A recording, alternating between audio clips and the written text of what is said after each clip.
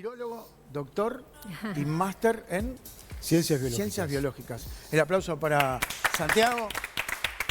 Gracias, Santiago, No, un placer por acompañarnos. Vos te podés imaginar, nosotros, bueno, desde el 13 de marzo, todavía no cumplimos un año, ya lo vamos a cumplir, pero en el mundo ya hace más de un año que está esta pandemia, este virus, haciendo estragos. Y me imagino, ha sido consultado ¿cuántas veces? Sí, Muchas. Sí. Digamos, esta pandemia, este año 2020 ha sido un año histórico de todo punto de vista, ¿no? De la pandemia, desde el punto de vista científico, también claramente el hito de la vacuna va a marcar un antes y un después en la evolución de la ciencia en el mundo. Y a nivel académico también, la exposición que hemos tenido los que hacemos ciencia, que muchas veces estamos trabajando en la oscuridad, entre comillas, hemos tenido una exposición importante, lo cual ha traído sobre la mesa que la ciencia tiene mucho para aportar en la solución de los problemas del país, de múltiples perspectivas, desde la biología, bueno, desde la matemática para los modelados de las epidemias y demás. Entonces, eso ha marcado también un hito en el país en cuanto a la importancia de salir a mostrar qué se hace desde la academia, desde la ciencia, para resolver problemas, ¿no? Vos dijiste que la vacuna es el comienzo de la solución. Sí. Bien, y estamos, digamos, no hablemos de determinada vacuna, o hay tantas, hay muchas más de las que escuchamos, pero estamos en condiciones de confiar en alguna de las vacunas que están por el mundo. Sí. O sea, Absolutamente. a vos si te preguntan, che, ¿me vacuno? Sí. Me vacuno. Absolutamente. Las vacunas que hay hoy más adelantadas, digamos, son unas 4 o 5. Uruguay va a ir por 3, aparentemente. Pfizer, Sinovac y AstraZeneca, que es la de Oxford. Las tres, han pasado por procesos completos para validar la vacuna, tanto en efectividad como en seguridad. Creo que lo que más preocupa hoy a la gente es la seguridad de la vacuna, de qué tan segura es dármela. Las 3 vacunas han pasado por ese proceso, otras también, y los procesos, hay que dejarlo claro, no se apuraron, ¿sí? Simplemente se aceleraron por un montón de razones. No se dejó Perdona, pero ¿qué diferencia hay? Apurar es porque uno saltea etapas. Claro. ¿Sí? Y uno trata de sacar las cosas adelante olvidándose, entre comillas, ex profeso, de etapas importantes. En este caso, los procesos se aceleraron, hubo mucha inversión económica. La fase 3, que es la fase donde cual se evalúa la seguridad de la vacuna, la eficacia en miles de personas, más de 40.000 personas, esa fase se fue acelerando cada vez más por la necesidad de tener una vacuna en el menor tiempo posible.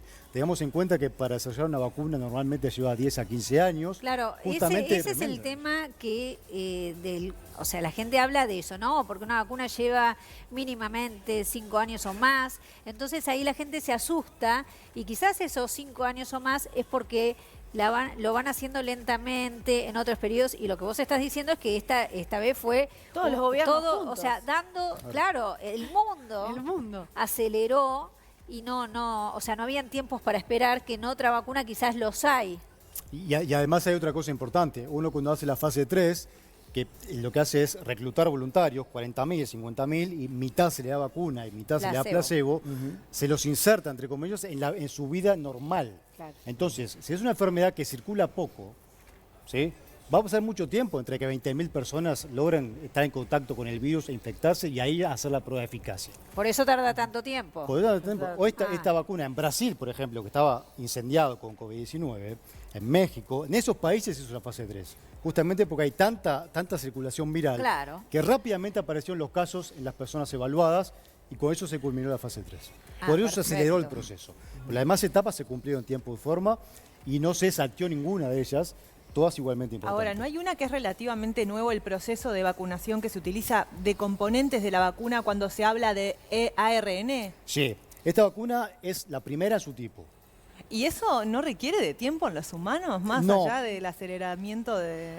No, porque es una tecnología que se usa hace 30 años aproximadamente, el uso de ARN para expresar proteínas. Expliquemos qué es, porque la gente que... Claro. Claro, primero eso, es la primera vacuna de su tipo, no es una vacuna experimental, como se ha dicho, ya no es una vacuna experimental, es una vacuna que funciona, que genera inmunidad. ¿Todas? Que no modifica Todas, el ADN. las que están en fase 3, todas. Todas, perfecto. Y todas las que van a llegar acá están en fase 3.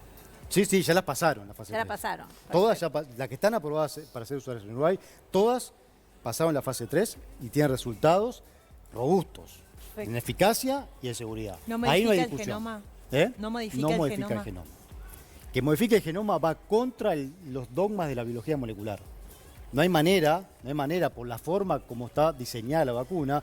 La vacuna, vuelvo a tu pregunta, Luis, en las células y en cualquier organismo se pasa de ADN, donde está codificada la información, a ARN, y ese ARN es leído por la fábrica de proteínas. ¿Sí? Sí. Hay organismos como los virus que no tienen ADN, tienen ARN solo. Entonces, lo que se hace es informarle a la célula, bueno, te inserto el ARN, que es el mensaje que vos tenés que codificar, y la fábrica de proteínas de la célula lo traduce en proteínas. Y esa proteína se expresa en la célula y el anticuerpo, el sistema inmune, lo reconoce como extraño. Entonces genera una respuesta inmune. Para que el ARN se inserte en un genoma en las células del hospedero, el virus tiene proteínas específicas para hacerlo. Y eso es específico del virus. Por ejemplo, HIV, el virus HIV se integra, ¿sí? Modifica el genoma del hospedero porque tiene proteínas específicas que lo hacen. En este caso, solamente el mensaje está inserto y no las proteínas accesorias, Claro. que son las capaces de insertarse, integrar claro. ese ARN al genoma del hospedero. Y además hay un detalle más. Ese ARN, para que sea integrado, debe ser convertido otra vez en ADN. Y esa facilidad, la célula, ese mecanismo, la célula no tiene cómo hacerlo. La célula no puede pasar de ARN a ADN. O sea que no fue más que un rumor el hecho de que las vacunas basadas en tecnología de ARN podrían llegar a modificar el genoma humano de manera que quizás alguna enfermedad inmunodepresiva podía aparecer más rápido. Eso fue un rumor equivocado, Es un rumor, basándonos en la ciencia. Yanina, no hay ninguna evidencia, ninguna, ni sólida ni débil, que soporte que el ARN de la vacuna pueda integrarse de alguna manera en el genoma del hospedero. ¿Y por qué la gente, hay gente que dice, no, yo no me vacuno? No, estás loco, me voy a vacunar. ¿Qué pensamos? Bueno, gente... porque, a ver, sí. y esto te lo engancho con otra cosa. Digo, porque yo sé que hay que informar y hay que estar informado, digo, pero es tremenda la información que llega y mucha información no es exacta. O no es lo cierto. ¿Será por eso que hay gente que duda en vacunarse? Claro. Hay mucha información exacta, errónea y malintencionada. Bien. Entonces, hay esta última información malintencionada. es la que hace más daño. Los antivacunas, ese grupo denominado vulgarmente Sí. antivacunas, gente que desconfía de las vacunas, existen desde la primera vacunación de allá por 1700, Sí. la vacunación contra la viruela. De ahí los grupos antivacunas, con el respeto que se le puede tener, existen. Entonces, es una tarea titánica combatir la desinformación de esos grupos con información exacta. Entonces, por un lado está la información equivocada, la información cierta y la misinformación, la información malintencionada. Cuando se juntan información exacta, errónea con malintencionada, es muy difícil. Es muy difícil. Lo que hay que hacer es salir a divulgar información correcta, salir a divulgar información con evidencia científica para convencerlos, ¿sí? Para convencerlos de que la vacunación salva vida. La vacunación es la única herramienta que tenemos para llegar a esa bendita inmunidad de rebaño, que la única forma que hay es con vacunación. No hay otra forma. Me leíste la mente.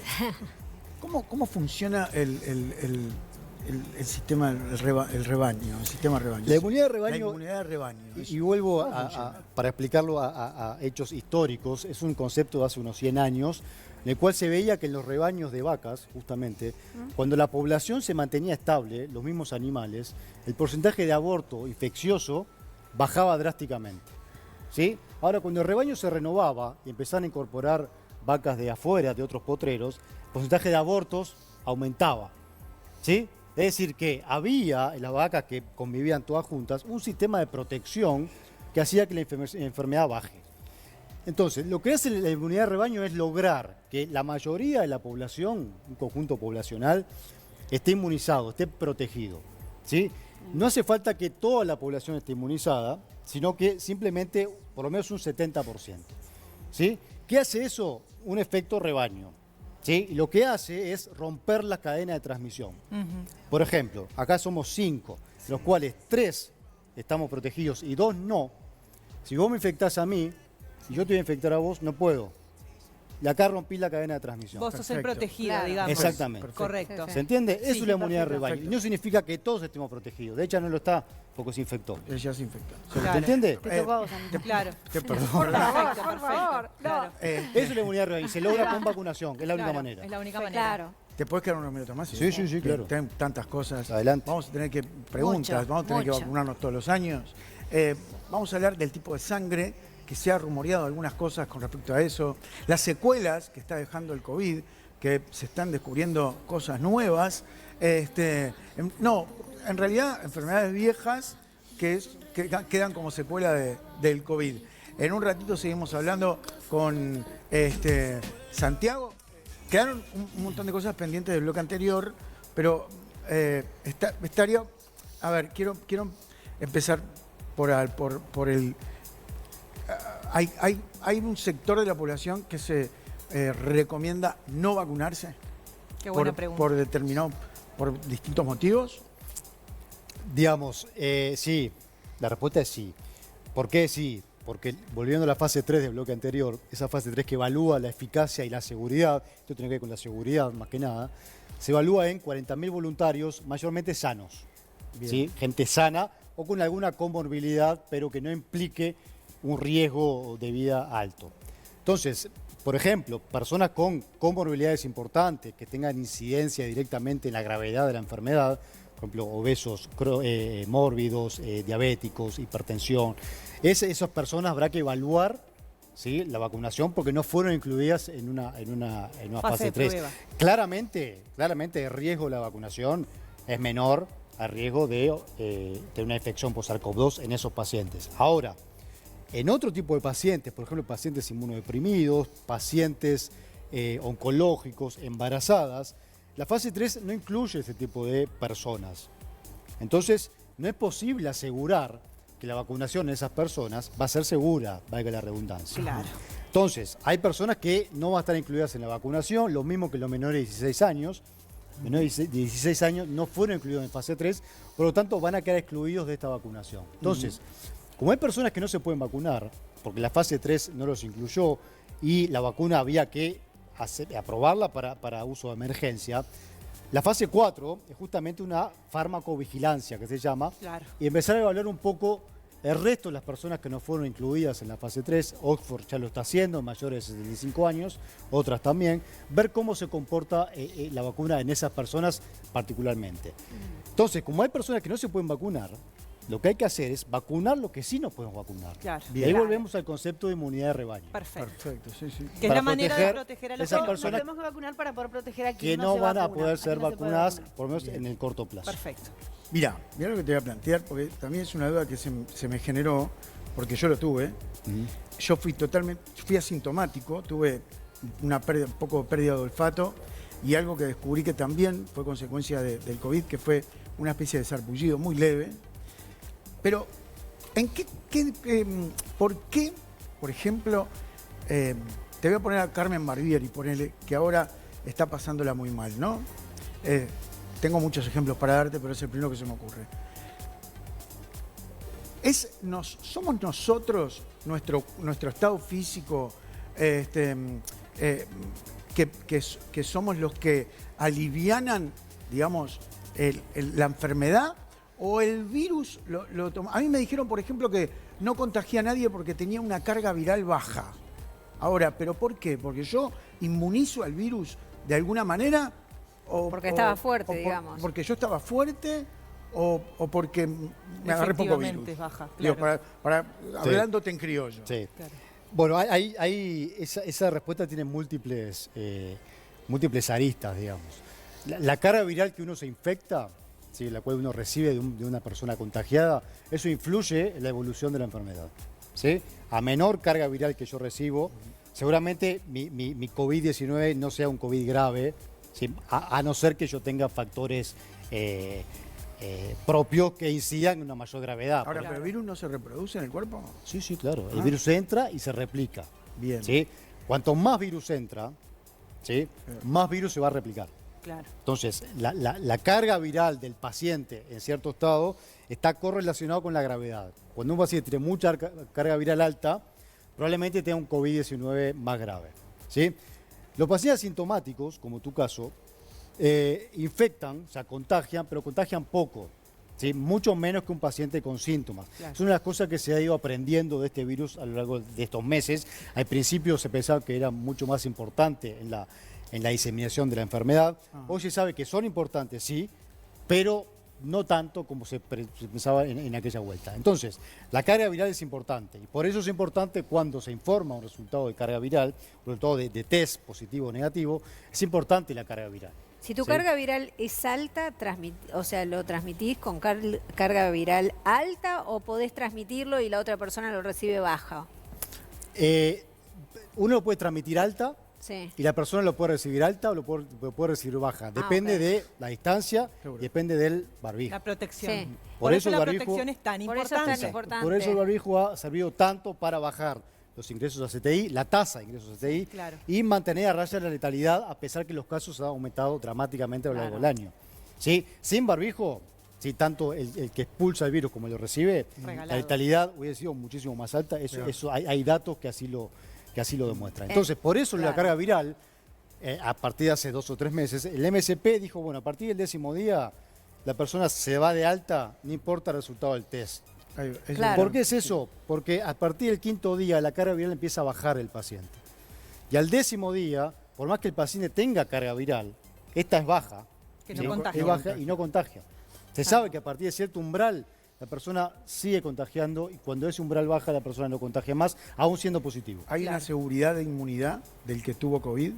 ¿O esto es relativo No se todo? sabe. Bueno, hasta hoy lo que se sabe es que hay una respuesta inmune sostenida o potente, por lo menos durante 6 meses. Sí. 6. Eso es lo normal para las infecciones respiratorias. Las infecciones respiratorias en general brindan una protección entre 6 meses a 2 años, no más que eso, no es como era la varicela que era de por vida. Claro, En este claro. caso es 6 meses a un par de años, eso es lo normal en infecciones respiratorias y por eso nos infectamos todos los años con algo Santiago. respiratorio. Santiago, Sí. perdón. Con respecto a las vacunas, que nos fuimos un poquito del tema, volviendo, ¿hay que vacunarse cada cuánto tiempo con estas que están ahora en fase 3? Bueno, eso todavía no está claro. Ah, bien. Todavía no está claro, digamos, porque para ver cuánto dura la protección de los anticuerpos o el nivel de anticuerpos en sangre, hace falta tiempo para evaluar a las personas que fueron vacunadas. Estamos empezando la vacunación ahora, de hace un mes, entonces tiene que pasar unos 6-7 meses para decir, bueno, los anticuerpos pueden mantenerse hasta un año o a partir O del hay 7º que- mes hay claro. que pensar en una segunda dosis. ¿Y Eso hay que ver en influenza, en gripe, Ahí va. por ejemplo, es todos los Claro. años, justamente por eso. Claro. Por eso. Además de la modificación de las cepas. En esto todavía no está claro cuánto va a durar. Lo que sí se sabe es que la vacuna genera una respuesta inmune más alta que la inmunidad natural. Y de Perfecto. las nuevas cepas que hay coronavirus en este momento, las que vimos en el noticiero, estamos todos alertas y nadie sabe mucho tampoco. ¿Qué se sabe de eso? Bueno, los virus con este tipo de genoma, ARN, son virus que son muy variables, ¿sí? Y mutan muchísimo. Esas mutaciones en general no tienen un impacto biológico, o sea, no le modifican básicamente nada al virus. Son mutaciones que se llaman neutras, ¿sí? Pues no hacen ni bien ni mal al virus. Bien. Como muta tanto y hay tanta circulación viral, de hecho las mutaciones más preocupantes han surgido en países que han manejado menos bien la pandemia, por Brasil, una manera, por ejemplo. Brasil y Reino Unido. Sí. Reino ¿Sí? Unido, claro. Entonces, cada tanto aparecen mutaciones que sí le dicen al virus, bueno, esto me puede servir para algo. El virus dice, con esto puedo mejorar. Mejoro en la transmisibilidad, mejoro en que escapo los anticuerpos que andan circulando en la población. Entonces, hoy tenemos 3 variantes importantes a nivel mundial.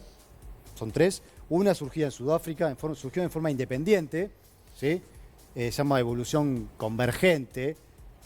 Análogamente, por ejemplo, es las alas, ¿sí? Las alas en los pájaros y los murciélagos surgieron en forma independiente. Y surgieron porque sirven, porque funcionan. ¿Está bien? Entonces, los virus es igual. Claro. Surgió en Sudáfrica, surgió en Inglaterra y surgió en Brasil. Son 3 variantes de importancia. La variante de Inglaterra lo que tiene es que se transmite mucho mejor. Sin embargo, la vacuna aún así la protege. Bien, Bien, perfecto. Bien. Está bueno. Perfecto. La de Sudáfrica y la de Brasil tienen una mutación particular que se ha demostrado hasta ahora que la vacunación, si bien protege menos que la cepa original. O ¿Está sea que bien? te podés volver a contagiar. Entonces, hay evidencia en Brasil de casos de recontagio, no son tantos, pero hay, particularmente en Manaos, que es justo el epicentro donde surgió esta mutación, que sugiere que eventos de reinfección se pueden dar por esta mutación. Y eso es producto de que la pandemia se la dejó a sus anchas y esas mutaciones empezaron a aparecer y empezaron a dominar el panorama. Hoy la vacunación sugiere que, las vacunas sugieren que la de Pfizer, por ejemplo, protege, no completamente, pero protege al fin, que es lo importante, contra las nuevas variantes que han surgido en Sudáfrica y Brasil. Hay que ver cómo evolucionan estas nuevas mutaciones, si aparecen más. Por eso es importante empezar ya con la vacunación y bajar a tierra un poco la circulación del virus. Bueno, yo tengo dos preguntas para hacerte. Una, si nos tenemos que vacunar normalmente contra la gripe, la neumonía, las otras enfermedades. O sea, nos damos la vacuna contra el coronavirus y las otras también. Con indicación médica, sí. Ok, y la otra pregunta es la siguiente. Viste que empiezan, como surgen tantas cosas, tantos rumores, dicen, no, se fue a vacunar, llegó a la casa y se cayó muerto. Pasan esas cosas. Se empezó a decir que mucha gente en moría. Noruega pasó. O sea, claro, después de la vacuna. A ver, ¿tiene que ver la vacuna? ¿No tiene que ver la vacuna? ¿Es algo que circuló y que la gente son cosas que quedan ahí, viste, en el imaginario de la gente, que también forman parte de esos miedos que tiene la gente cuando dice, ¿me vacuno o no me vacuno? Mirá, se murió uno en tal lado, se murió otro. Eso es bien importante. Las vacunas no son automáticas, ¿sí? En general las vacunas, casi todas las que están circulando, salvo una, son de 2 dosis. ¿Por qué son 2 dosis? Pues es una primera dosis, genera una respuesta inmune, la aumenta. La segunda dosis es la que levanta la respuesta inmune y la que da la protección. La primera dosis genera una protección parcial. Aún así, esa protección parcial demora unos 15 días en desarrollarse. Es decir, que yo me vacuno hoy, me puedo infectar en 15 días, por más que me haya vacunado. Y me puedo morir por COVID-19 por más que me haya vacunado ayer. Claro. ¿Sí? Hay que darle un tiempo a que esa respuesta inmune se genere, esos 15 días, y después una segunda dosis, para que tenga una protección completa. Eso es bien importante. Lo que se ha visto en pacientes en Noruega, creo que fue... Sí, en Noruega. En Noruega, de muerte asociada a COVID-19 por vacunación, o asociadas a la vacunación en realidad, todavía no está muy claro si fue por la vacunación, primero. O por algo que ya tenían. Segundo, eran pacientes con comorbilidades muy importantes. Y tercero, volvemos al inicio. Para que esas personas eviten la vacunación, hay que vacunarse toda la población. Claro. Santiago, tengo entendido que antes de la vacuna te hacen firmar una carta de conformidad, ¿no? O sea, como librándose un poco de que si algo sucede o pasará algo. ¿Por qué? ¿Por qué pasa esto si estamos seguros de que es algo de confianza, si estamos seguros de que está bien darse la vacuna? Bueno, es importante. Muchos actos médicos requieren consentimiento. No solamente la vacunación. Muchos requieren consentimiento, por más que hayan sido probados históricamente, tiene su riesgo. En el caso de la vacunación, yo no sé cómo va a ser el consentimiento para Uruguay, que va a incluir, pero en el caso de Estados Unidos, por ejemplo, en algunas, por ejemplo, la Universidad de Rhode Island, que es una de las que va a vacunar, diseñó un consentimiento informado en el cual más que nada lo que hace es recabar información del paciente. Por ejemplo, si es paciente con comorbilidades conocidas, si es paciente que está o sospecha que está embarazada, si está amamantando, y de esa manera ayuda al médico a decidir qué hacer con la vacunación. ¿Sí? No es más bien eso que decir, bueno, firme ese consentimiento y yo me deslindo de toda responsabilidad. Claro. ¿Se entiende? Claro. Entonces, el consentimiento va un poco por ese lado. Personas que están amamantando y que es de alto riesgo por alguna razón, el médico decidirá si la vacunación corresponde o no. Los mismos embarazadas decidirá si corresponde o no. Vamos que nada por recabar información del paciente y no tanto por vacunar y deslindar responsabilidad.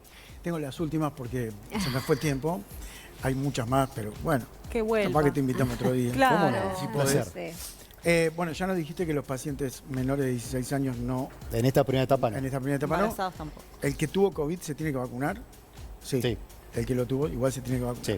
¿Y qué hay de cierto de ese rumor, de esa cosa que se dice, de que según el tipo de sangre que vos tengas, podés tener más defensas para el COVID?